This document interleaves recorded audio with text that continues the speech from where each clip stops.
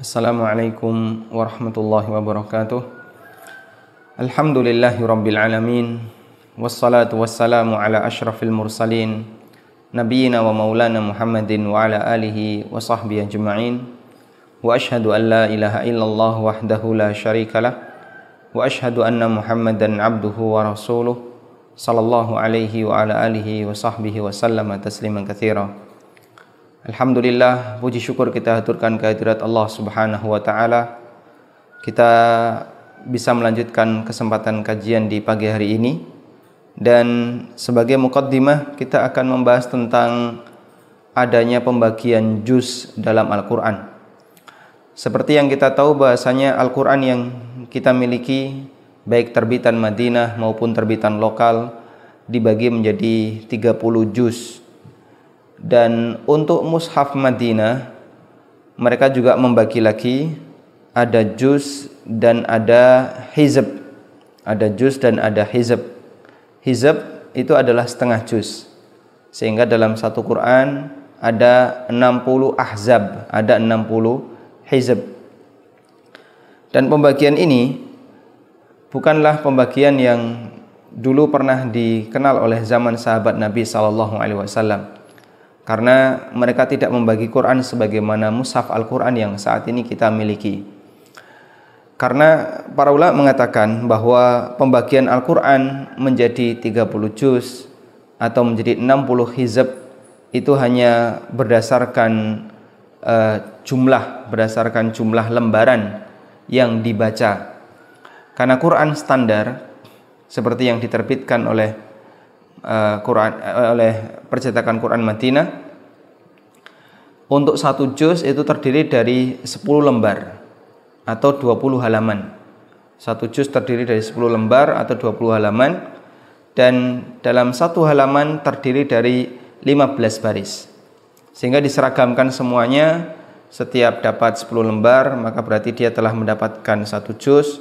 Nanti juz berikutnya juga sama 10 lembar dan begitu seterusnya. Yang ini akan memudahkan bagi orang untuk membaca Al-Quran.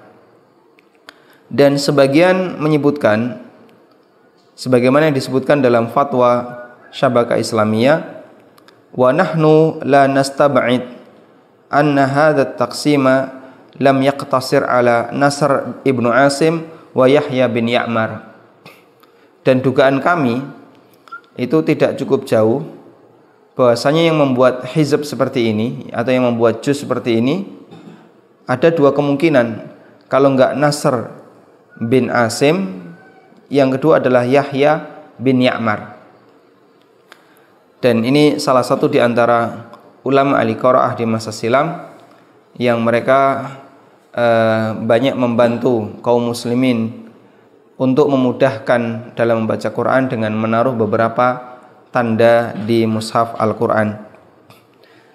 Sementara yang terjadi di zaman Nabi SAW maupun zaman sahabat tidak demikian. Pembagian juz yang mereka lakukan, jadi mereka juga punya pembagian juz, tapi pembagian juznya itu berdasarkan surat, berdasarkan kumpulan surat. Sehingga misalnya sekian surat dijadikan satu, sekian surat dijadikan satu, dan begitu seterusnya. Yang itu totalnya terdiri dari 7 juz. Dan mereka menyelesaikan Quran, khatam Quran di hari yang ke-7 atau hari yang ke-8. Sehingga dalam waktu sepekan mereka khatam Al-Quran. Sehingga mereka membagi Quran itu menjadi 7. Wa yaj'aluna likulli yaumin juz'an minhu yusammunahu hizban. Dan setiap hari mereka baca satu juz yang mereka sebut sebagai hizb. Sehingga hizb hari ini sekian surat, hizb hari ini sekian surat. Disebutkan dalam hadis riwayat Imam Ahmad dan Ibnu Majah dari sahabat Aus yang beliau merupakan utusan dari Bani Thaqif. Beliau pernah datang menghampiri Rasulullah SAW sebagai utusan dari Bani Thaqif. Namun Nabi SAW tidak segera menemui mereka hingga masuk waktu malam. Faqalu, akhirnya mereka bertanya, Ya Rasulullah, ma amsaka anna. Ya Rasulullah, ma amkasaka anna. Ya Rasulullah, apa yang membuat Anda tertunda untuk segera menemui kami? Sehingga mereka tamu tapi tidak segera ditemui oleh Nabi sallallahu alaihi wasallam. Ada apa Nabi sallallahu alaihi wasallam kok tidak segera menemui? Apakah mereka melakukan kesalahan sehingga mereka bisa segera minta maaf? Ataukah bagaimana? Dan itu sampai masuk waktu malam. Qala, kemudian Nabi sallallahu alaihi wasallam bersabda, "Tara'a alayya hizbi minal Qur'an, fa aradtu alla akhruja hatta aqdiyahu." Saya teringat dengan hizibku, yaitu 1 juz yang menjadi rutinitas saya baca dalam waktu sehari. Saya teringat dengan hizibku dalam Al-Quran, maka saya ingin untuk menyelesaikannya dulu sebelum saya keluar rumah. Sehingga untuk bisa ketemu tamu, kata Rasulullah SAW, beliau ingin agar hizibnya diselesaikan terlebih dahulu. Qala Aus, kemudian Aus bertanya kepada para sahabat Nabi sallallahu alaihi wasallam, fasa'altu ashaba Rasulillah sallallahu alaihi wasallam, kaifa tuhazzibunal Qur'an? Aku pun bertanya kepada para sahabat Nabi sallallahu alaihi wasallam, bagaimana cara kalian itu membagi-bagi Quran? Cara kalian dalam membuat hizab itu seperti apa? Qalu, mereka mengatakan, nuhazzibuhu, kami membagi Al-Quran menjadi beberapa hizab. Salah suwar, 3 surat, sehingga yang dibaca dalam waktu sehari itu Al-Baqarah, Ali Imran, An-Nisa dalam waktu sehari. Anda bisa lihat berapa juz ini. Al-Baqarah, Ali Imran, An-Nisa. An-Nisa itu sampai juz yang ke-6. Ya, An-Nisa sampai hampir masuk juz atau sampai masuk juz yang ke-6. Berarti mereka membaca kurang lebih 5 juz, 5 lebih sedikit. Wa khamsu suwar, kemudian dilanjutkan dengan 5 surat. 5 surat itu berarti setelah An-Nisa, Al-Maidah, kemudian Al-An'am, Al-A'raf, Al-Anfal, At-Taubah. Dan itu dijadikan sebagai 1 hizab yang dibaca dalam waktu sehari. At-Taubah sampai juz 11. Berarti kurang lebih juga 5 juz. Wa sab'u suwar, kemudian 7 surat berikutnya. Wa tis'u suwar, kemudian 9 surat berikutnya sebagai 1 juz. Wa ihda asyrata suratan, kemudian 11 surat berikutnya. Wa thalatha asyrata suratan, kemudian 13 surat. Wa hizbul mufassal, dan mufassal disendirikan menjadi 1 hizab dari mulai surat Qaf hatta yakhtima sampai selesai surat An-Nas. Sehingga totalnya ada 7 hizab. 3 surat digabung selain Al-Fatihah ya. Kemudian 5 surat, setelah itu 7 surat, 9 surat, 11 surat, 13 surat, dan 1 lagi adalah Al-Mufassal, dimulai dari surat Qaf sampai akhir surat An-Nas. Sehingga mereka bisa menghatamkan Al-Quran dalam waktu sepekan. Dan itulah pembagian juz yang dilakukan oleh para sahabat Nabi sallallahu alaihi wasallam. Maka juz mereka ketika membaca Quran itu jumlahnya lebih banyak dibandingkan juz yang kita miliki. Kalau kita terdiri dari 30, sehingga bisa diselesaikan dalam waktu sebulan khatam jika orang membaca 1 juz dalam waktu sehari. Tapi kalau para sahabat radhiyallahu anhum, mereka terbiasa, dan itu tidak hanya di bulan Ramadan ya, termasuk di luar bulan Ramadan. Kalau di bulan Ramadan mereka lebih tekun lagi. Di luar bulan Ramadan mereka terbiasa menghatamkan Quran dalam waktu 7 hari. Wallahu ta'ala alam.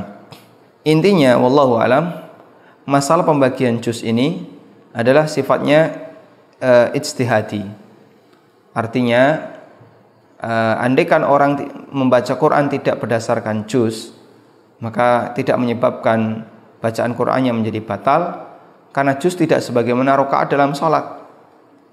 Kalau rakaat itu sudah ditetapkan dalam sholat, tidak boleh ditambah, tidak boleh dikurangi. Tapi kalau juz, Maka mau ditambah silakan, mau dikurangi silakan, tidak sesuai dengan juz juga silakan. Karena dalam masalah ini pembagian Al-Quran menjadi beberapa juz itu sifatnya adalah ijtihad dari para sahabat Nabi sallallahu alaihi wasallam. Wallahu taala alam. Kemudian sedikit menambahkan, mohon maaf untuk keterangan saya kemarin terkait masalah tablighun nisab, terkait masalah buku yang ditulis oleh Al-Kandahlawi. Betul bahasanya para ulama memberikan beberapa peringatan terhadap buku ini disebabkan karena di dalamnya ada beberapa penyimpangan, di antaranya adalah hadis dhaif, dan yang cukup parah di sana adalah adanya khurafat dan beberapa cerita yang itu sama sekali tidak berdasarkan dalil dan ada unsur khurafatnya. Di antara cerita yang disebutkan dalam Tablighun Nisab atau Fadail A'mal adalah yang ini disampaikan oleh penanya, ada orang yang ketika mau meninggal dunia, dia ngasih pilihan kepada beberapa anaknya, pilihan warisan. Apakah mau dikasih harta yang banyak, ataukah sehelai rambut milik Rasulullah sallallahu alaihi wasallam? Kemudian beberapa saudaranya memilih harta, dan ada salah satu di antara anak itu yang memilih sehelai rambut Nabi sallallahu alaihi wasallam. Ketika ayah ini wafat, ternyata mereka yang punya harta mengalami kebangkrutan sampai akhirnya hartanya habis.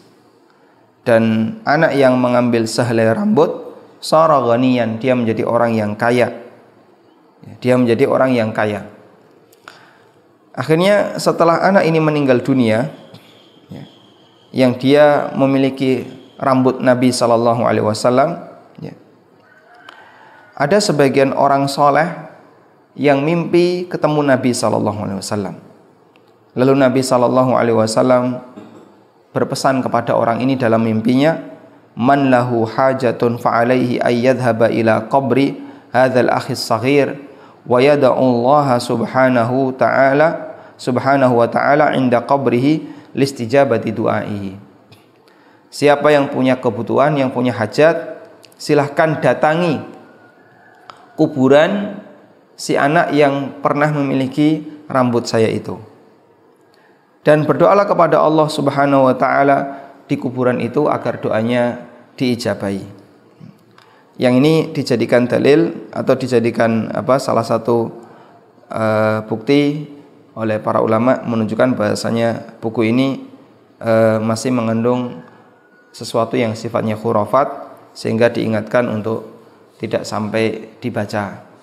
Dan bisa digantikan dengan buku-buku yang lain yang semisal kemarin sudah kita sebutkan adalah At-Targhib wa Tarhib karya Al-Mundhiri.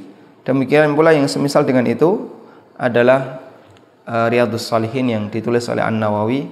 Insyaallah cukup bisa dipertanggungjawabkan baik dari sisi keabsahan hadis maupun dari sisi nasihat yang ada di dalamnya. Wallahu taala alam.